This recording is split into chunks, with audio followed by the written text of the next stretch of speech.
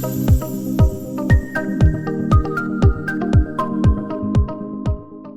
good morning, everybody, and welcome to our webinar on getting ready for Windows 11.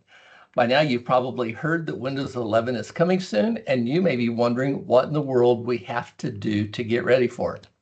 Well, that's what this morning's webinar is going to talk about, as we're going to discuss what's needed to get ready, what Windows 11 will run on, all those things so that you're able to make good decisions about your business as you learn about Windows 11. So let's start out. First question that a lot of people ask as we talk about Windows 11 is, what exactly is Windows 10 end of life? You'll see end of life for something abbreviated, EOL. So that's the abbreviation that I've got up here. By the way, I forgot to mention, if you've got any questions about this topic as we go through this, feel free to add those questions into the Q&A chat, and we'll be happy to address those as we're working through this topic. So what exactly is Windows 10 end of life, and what does that mean for me? Well, Microsoft has announced that Windows 10 will reach end of life on October 14th, 2025. That means that in just a few short months from now, Windows 10 will officially reach end of life. And as we look at what Windows 10 end of life means, it means several things for us. For example, it means that after this date, Windows 10 will no longer receive any security updates.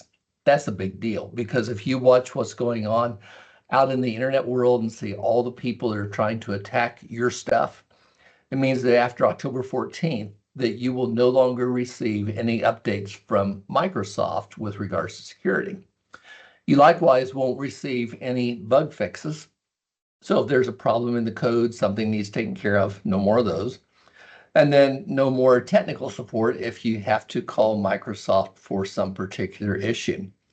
But from our perspective, with the clients that we see, the biggest thing is that there's no more security updates.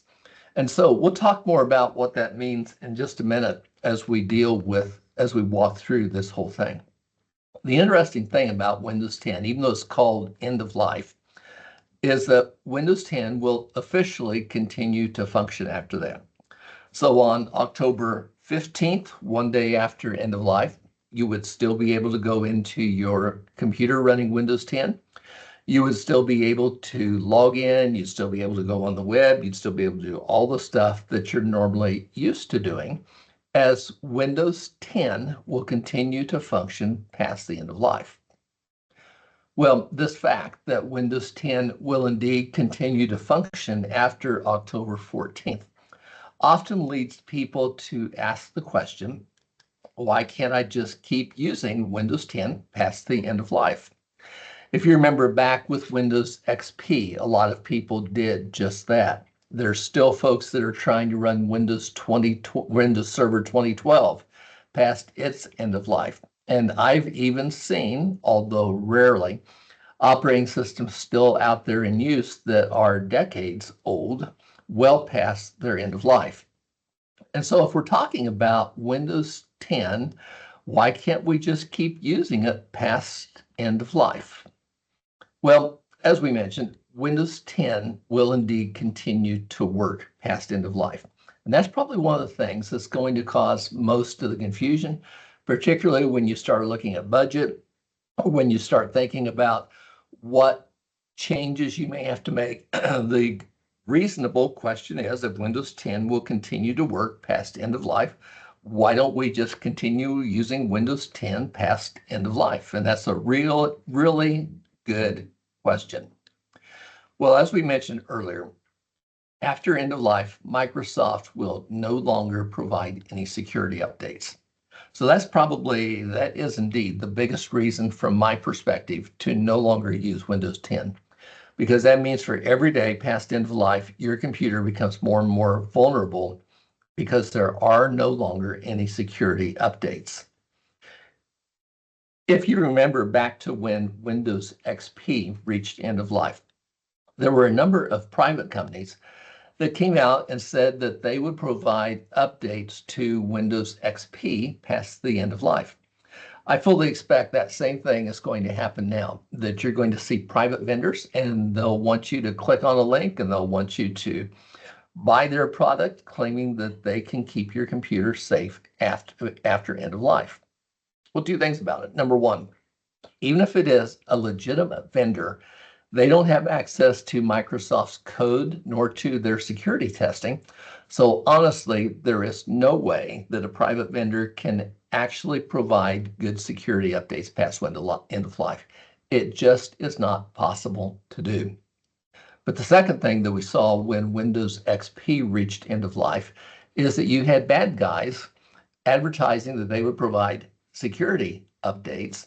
And so you bought their subscription, installed their software, and bingo, you just gave full control of all of your stuff to the bad guys who were claiming to fix your computer. You paid them in essence to take control of your stuff and affect your computer. A private firm, no matter if they're on the good side or the bad side, cannot provide security updates past Windows end of life. Don't trust them. It just won't happen. You may also find some antivirus vendors who will claim, or you may see people write, that antivirus will keep you safe past end of life. There's no doubt that some good antivirus like CrowdStrike or Windows Defender, ATP, or some of those does a great job in helping to keep your stuff secure. But the farther you go past end of life, the less trustworthy they'll be able to be in trying to keep your stuff secure. So once again, don't just trust antivirus, no matter what the vendor says, that it can keep you safe after end of life. It just can't happen. But what we did see with Windows XP, and we did see it also with Server 2012 end of life and these different products as they come on, that as the end of life day approaches, that the bad guys start stockpiling what's called zero-day exploits. The zero-day exploit simply means that there is no countermeasure to it, no defense against it. It's like if you had an open back door and let anybody come into your house. That's what a zero-day amounts to. So with Windows XP, as well as Windows 2012, we saw that bad actors would start actually stockpiling different exploits. By the way, there actually is a market to buy and sell exploits, okay? The bad actors would start stockpiling these and keep them secret so that no security update could be released before end of life.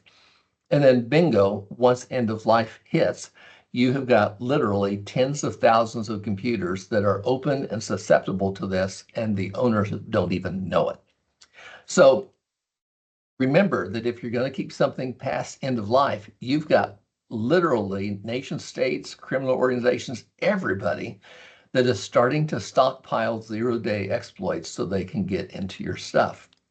And so because of that, understand that if you keep using Windows 10 past the end of life, you've got a couple of big ramifications financially. Number one, using Windows 10 past end of life violates your cyber insurance. You can go ahead and read your policy. Maybe you find something that's a little bit different. But everything that I've seen in cyber insurance policy states something to the effect that you will take reasonable measures to secure and to manage your network. Sometimes it explicitly specifies that end-of-life software is no longer covered. Many times it includes it under this reasonable cybersecurity type of phrase. But if you're using Windows 10 past your end of life, you can guarantee that you're violating your cyber insurance, and you can guarantee that if you have an incident, that your cyber insurance will not pay. That's just the way it's going to go.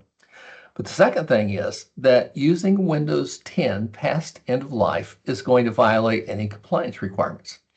So if you've got compliance requirements around, let's say, HIPAA, or if you've got something around, PCI, you just name your compliance requirements. Or even if you've got auditors that come into your organization and audit you for compliance, you can guarantee that using end-of-life software is going to violate your compliance requirements. I've seen auditors come into organizations and actually ask the question, do you have any end-of-life software? And so if you're running Windows 10 past October 14th, 2025, then you can guarantee that you are violating your compliance requirements for that. So right off the bat, we see that using Windows 10 past this end of life date does indeed have consequences, and they do indeed, it does indeed have financial ramifications for your organization. So if you're going to upgrade to Windows 11, what are the system requirements? Now, this is the most technical stuff we're going to get into on this next slide, because I want to help you have at least a little bit of an understanding of what this means. So if you look at the Windows 11 system requirements, you'll find a number of things. Number one is going to specify that you have a CPU of 1 gigahertz or better, which virtually everything is nowadays. Specify that you've got 2 or more cores on your CPU, which virtually everything does. But then the kicker comes in that last phrase where it specifies that you've got a compatible CPU. So Microsoft has actually got a published list of what Intel CPUs are compatible. And this published list of compatible CPUs then will help you understand if the CPU in your computer is part of that list, then it would run. If the CPU in your computer is not part of that compatible list, then Windows 11 won't run. And what we've noticed as we've looked at that compatible list is that there will be CPUs on there that are 1 gigahertz and more and 2 cores, but something about the way they're designed makes them not compatible with Windows 11. And I don't really know what that is. So you've got to have a compatible CPU in order for Windows 11 to run. Secondly, Windows 11 is going to need at least 64 gig or more of disk space. Well, everything in the world has 64 gig or more. Virtually everything does nowadays. So that's a pretty easy thing to make. Likewise, Windows 11 has to have 4 gig of RAM or more. Many of your computers nowadays have 4 gig of RAM or more out there. And so that's also not too big a deal to me. The next two are, it also requires that on Windows 11, that in your firmware, you've got 2 things. Number 1, secure boot. Number 2, UEFI. Okay, basically, these are a different way to format your hard disk as opposed to the way everything has been in the past. But also the secure boot means that the bad guys can't use certain kinds of attacks to get into your computer during boot up. So in order to run Windows 11, even if everything else on your computer meets the specifications we've got, you've got to have, number 1, secure boot enabled, and then number 2, unified extensible firmware interface. This is going to be a change from the regular MBR boot record kind of stuff. So those are both required on there. And then the next thing it requires a TPM. The TPM is basically the encryption module that lets things like BitLocker work on your computer. For years, you've had TPMs that were of version 1 or version 1 point something that came out. Windows 11 requires a TPM with version 2 or higher. So if your computer doesn't have a TPM at all in it, which there's a lot of computers that don't, or if your computer has a version 1 or 1.x TPM chip in it, those won't run Windows 11. You've got to have version 2 or higher. Then the last items that are on the specification list, you've got to have a computer that runs DirectX 12 or higher. It also talks about that it has to have certain graphics on it, and the graphics requirements and stuff are pretty low. Most things will meet those kinds of things.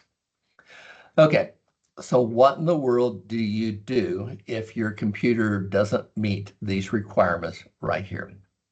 Well, unfortunately, there's only one option that you have, and that is that you may have to buy new hardware. If you're missing the TPM module on your existing computer, it's really hard, if not impossible, to put a new one in. If you've got a CPU that's not on the compatibility list, it's really hard, if not impossible, and mostly impossible to replace that. If you've got something that's not using secure boot or UEFI, there's the potential we can change that, but not guaranteed. So it's highly likely that if you are using a computer that is not compatible with Windows 11, that it means you're going to have to buy new hardware. Now, with that said, my recommendation would be, given our current political environment, that you buy new hardware sooner rather than later, because the way Most of this hardware comes from China, and looking at the tariff situation, it might be something you'd want to think about sooner rather than later as we talk about upgrading. If you've got a fleet of computers, we'll talk about how to handle that in just a couple of minutes as we work on through here. Well, we now know what the Windows 11 system requirements, but if you're like me, most of us have no idea if we've got a TPM version 1 or 2 in, much less whether our CPU is on the compatible list. So if we've got a computer, but we don't know exactly what shape it's in, how do I know if I can upgrade my computer? How do I figure that out? Well, there's several ways that we can get that issue taken care of. Remember that if you've got a newer computer, it's quite likely that with a newer computer that those can frequently be upgraded to Windows 11. That's totally possible. And if you want to find out whether or not your computer can be upgraded, an easy way is to go to your search engine, whichever one you use, do a search for the PC Health Check app provided by Microsoft, download and run it. And this PC Health Check app is going to tell you if your particular computer is Windows 11 compatible. It'll come out and give you a list and tell you whether or not your computer is Windows 11 compatible. If you are already a client of Custom Internet Services, it's highly likely that we've already got that information on hand on whether or not your computer is currently upgradable. And if not, we can help you find that out. It's not hard to do that. So let's assume that I've discovered that my computer is indeed upgradable. I want to upgrade my computer to Windows 11. How in the world do I go about upgrading my computer to Windows 11? Okay, so there's some little different options here. I'm going to present a normal straight through path, but there may indeed be some options as we walk through this. First off, before you begin thinking about upgrade, what we talked about just a few minutes ago, verify that your computer meets Windows 11 system requirements. And I've started to see people publishing out on the internet how you can get around those system requirements if you want to. You know, I suppose you could, but I would be awfully cautious about using that. I am very careful not to just take random stuff on the internet and stick it in my business. So I'd be careful about that. So I would check, verify if your computer meets Windows 11 system requirements. If it does, the upgrade may very well begin showing up in System Settings, Windows Update. If you've got Windows 10, right-click on the icon, click Choose Settings, and then choose Windows Update. And it's very possible that Windows 11 is going to show up there. It's not going to cost you. Windows 11 is going to be a free upgrade for people with an existing licensed version of Windows 10 on a compatible computer. So it's not going to cost you to do that. So I would go check in the Windows Update sections for my PC to see whether or not I've got that in there. And if you've got a bunch of Windows updates that are hanging, you may have to put those on before Windows 11 will show up. If you don't see Windows 11 showing up back in your Windows Update settings, and it is quite possible that you won't see it there. The second option is to go to your favorite search engine, do a search for the Windows 11 Installation Assistant, and as the Windows 11 Installation Assistant runs, it will go ahead and help you install and upgrade your existing Windows 10 to Windows 11. I did that just yesterday with a different machine, and it does indeed work quite well. Okay, now we talked about a lot with regards to Windows 11.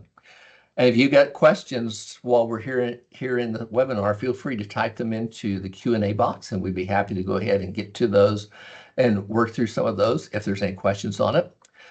If you have more questions beyond this webinar, or if you're watching it recorded, feel free to contact us. This last slide has our contact information.